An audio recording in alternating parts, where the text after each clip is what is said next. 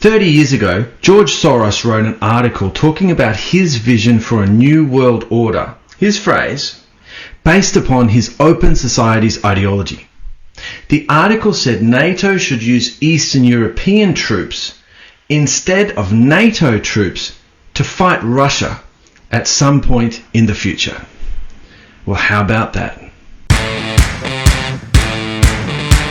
The article in question, written by Soros in 1993, is called Toward a New World Order, The Future of NATO. Now, it's full of open society nonsense. For example, that the most important feature of an open society is respect for minorities and minority opinions. Of course. According to George, the US is not a reliable world policeman because the people of America don't want the role enough. Fancy that. George's solution? NATO. According to George, exactly 30 years ago, it was NATO that had to take on the role of destroying the closed societies of the world because these places represent a threat to security. Can you see the logic there? NATO has to kick off wars and take out all those mean and nasty countries from Eastern Europe all the way to East Asia because they represent a threat to security. To take out China, George wanted Japan roped into NATO. This is from the article. Japan should be asked to join NATO. Then we would have the beginnings of an architecture for a new world order. There you go again. It is based on the United States as the remaining superpower and on open society as the organizing principle. It consists of a series of alliances, the most important of which is NATO and, through NATO, the Partnership for Peace, which girds the Northern Hemisphere. Since the early 1990s, NATO has expanded all the way up now to the borders of Russia. It was the US push, or the NATO push, for Ukrainian membership of NATO, which was the final straw and led the Russians to invade. Okay, so some of you might be asking, well, so what? Who's George Soros anyway? Why does some article that some geezer wrote in 1993 matter at all today? Well, George Soros is one of the most powerful men in America. He made his money quite mysteriously trading currencies over the decades, a little bit like Jeffrey Epstein, and he's used those profits to fund far-left revolutionary movements around the world. His Open Society Foundation has a war chest of $32 billion. In 2021 alone, his foundation sent in at least $140 million to indirectly influence the 2022 US midterm elections through media and activist organizations. He then donated more than $170 million to the Democrats for the 2020 midterms directly, only behind the FTX scammer in the amount of money that he sent into the Democrats. And all of this was done while another $60 million was personally given by George himself to fund extremist groups like Antifa and Black Bloc. Soros isn't just infamous for his impact on US politics either. His Open Society Foundation has been banned in multiple countries, including Russia, Turkey, and his native Hungary. Soros has power, significant power, and he uses it to impose his agenda on entire nations. So then, what's his agenda? Well, if we want to get a handle on that, we need to look into just what an open society is. George was born Georgi Schwarz in Hungary in 1930 and, like many Jews of his generation, experienced persecution under the Nazis. In 1947, Georgi moved to London and changed his name. He then enrolled in the socialist hotbed at the London School of Economics, where he was taught and strongly influenced by the philosopher Karl Popper. Now, this is where it gets spicy. Popper had also fled the Nazis for New Zealand during the war, and in his time in New Zealand he'd written his great work of political theory, The Open Society and Its Enemies. It's a 2-volume big brain take on how Marxism can be applied to advance Popper's idea of democracy after the war. Popper's thesis is basically that there are two types of societies, open ones and closed ones. Now, we'll get into more of what those mean in a second. The first volume of the two-volume work is a critique of Plato, and it talks a lot about ancient Greece. Now, in it, open societies are symbolized by Athens and are inviting to foreigners and foreign ideas. They're mercantile and wealthy. They're tolerant of difference. Right? They are societies that do not have a single unifying ethnic identity. They are multicultural and cosmopolitan. And Popper thinks these are the only type of society worth tolerating existing on planet Earth. Now, on the other side are closed societies.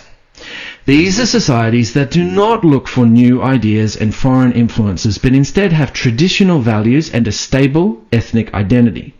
They are represented in Popper's book by Sparta, and also by the society outlined in Plato's political work, The Republic, which Popper blames for creating closed societies ever since in the first place, which doesn't really make sense. But let's not think too hard. Now look, what Popper's done there is a massive and ridiculous oversimplification of history. What he calls open societies are just coastal ones.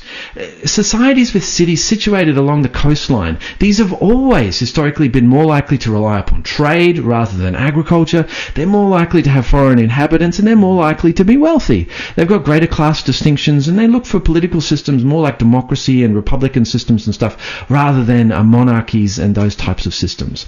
They're cosmopolitan.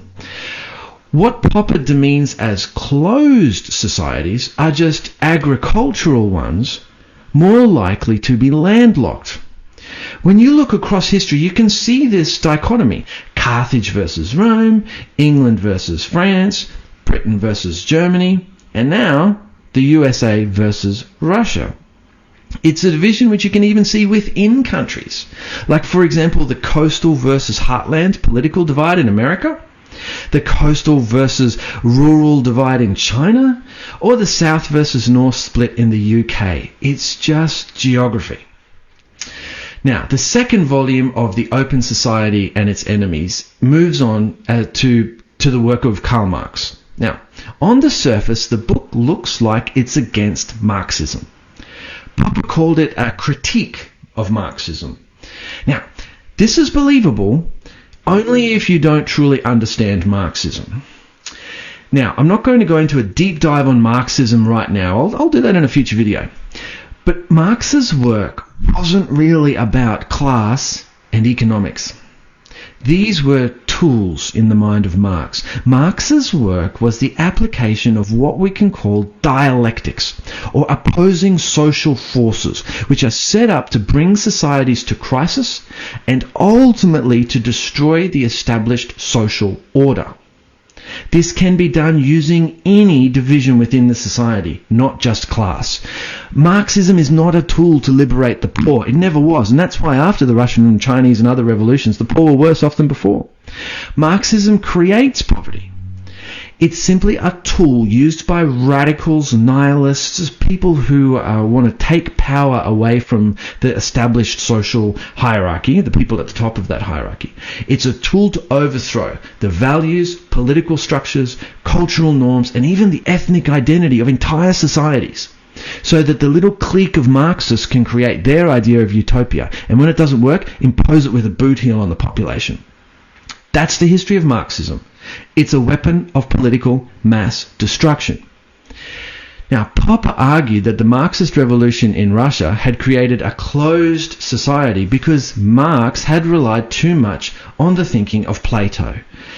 Popper was fixing this error in his mind, not because he was against revolutionary extremism. Popper was actually advancing a philosophy of radical extremism, or that would cause a massive, monumental difference within the world, that would ultimately bring about a different type of crisis. Popper was not against revolutionary extremism, far from it. He just believed that there was a better and more efficient form for the dialectic in the post-war era to erase the prevailing European world order and replace it with something new. This is what appeals to utopian ideologues like George Soros. They use the dialectic of open versus closed societies to now ultimately bring us to the brink of a war between the multicultural, hyper-tolerant West and the inward-looking, traditionalist East. This has been the purpose of open societies ideologies ever since it was created. World War III. Which brings us back to Soros's 1993 article and to a troubling conclusion. This current war being triggered with the West on one side and pretty much everybody else on the other is not happening accidentally. Men like Soros have wanted this for a long time. Now that America's values have been radically repurposed away from Christianity and towards wokeism by ideologies like that of the open society, the oligarchs are ready to use American military power to enforce the woke open society culture on the entire planet. Now, it's not going to work. This war will absolutely not stay conventional. At some point, as defeat looms, one side or both will resort to using strategic nuclear weapons. That leads to nuclear Armageddon, which seems to be the oligarchs' plan altogether. They have been plotting this for decades, to use a nuclear war to impose the woke religion on all of humanity and to create a new world order in their own image. They want to nuke the world woke.